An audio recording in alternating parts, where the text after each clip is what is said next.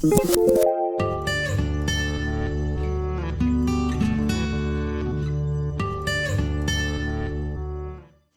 we're back at the sewing machine, and before when we did our double needle tucks, I told everybody we were stitching on a Viking, and I listed, suggested some other machines, and I forgot to suggest one of my favorites, which is Pfaff. I grew up sewing on a Pfaff, and they have a fabulous machine that stitches great heirloom stitches, with a lot of precision. They have lots of they have lots of feet to offer, and they have machine embroidery. So don't forget Pfaff when you're shopping for a machine, and shop each one of them. They each have different features, and each machine appeals to different people according to what you need and what you want.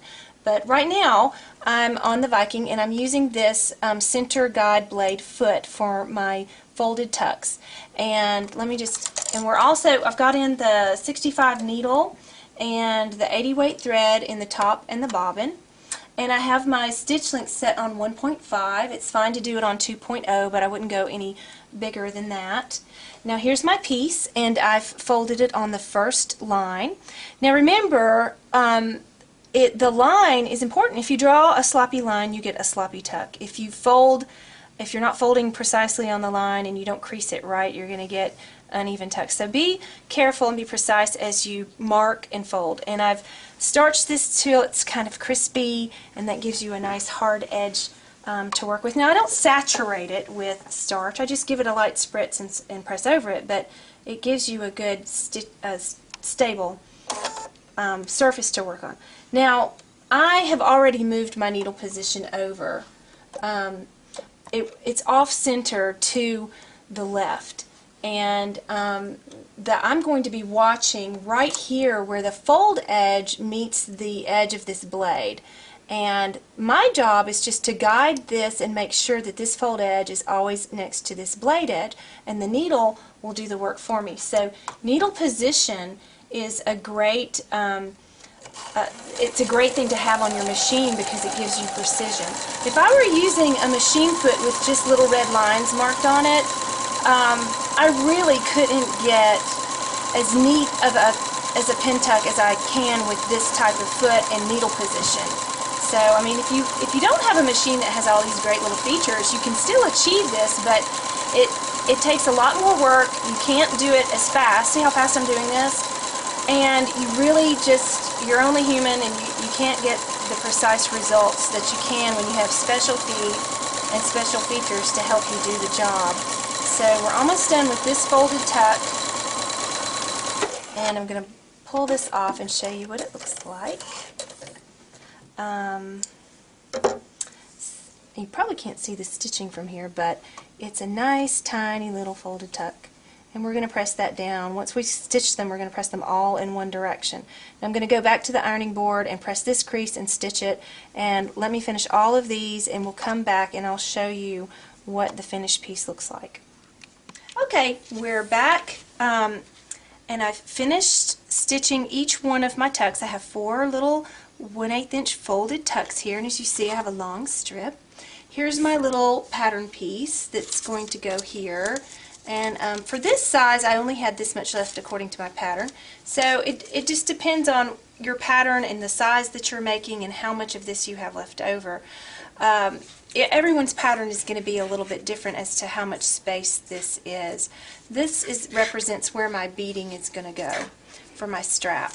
And once I've finished this, I measured this measures 1 inch from this side to this side, because this measures 1 inch from the stitched edge to the stitched edge.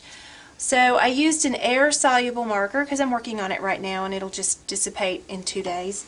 But I drew a line in pink, and then I cut it 1/8 inch away, a scant 1/8 inch, because I'm going to roll and whip lace to the edge of that.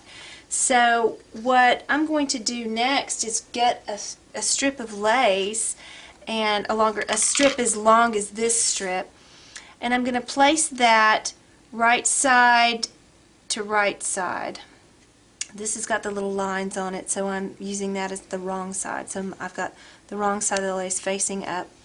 And I'm going to place that right on the pink line, and go to my machine and roll and whip that. And you rolling and whipping, you know, joining lace to lace and lace to fabric is on a different blog, so you'll go there to learn how to do that. So I'll join one piece of lace to the edge of this to create a strip, and then I'll cut chunks of that and I will place it on top of my pattern piece, and I'll cut a piece out for that, and then I'll place another one above that, and I'll cut a chunk out for that, and then I'll end it with one last piece of lace up at the top.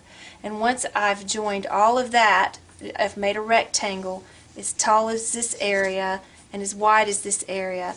Then I'll cut out that, well, I won't cut it out, I'll just draw this piece on top of that chunk of fabric.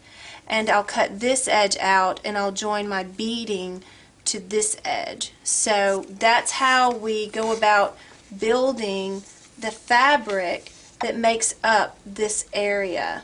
So we cut each piece from a strip and we build it up, and then we trace it off inside the rectangle and add lace edging and entredot to that. So that ends our segment for stitching pin tucks, and we were so glad to spend quality time with you. And thanks for visiting the blog, and please visit us at SewBeautifulMag.com.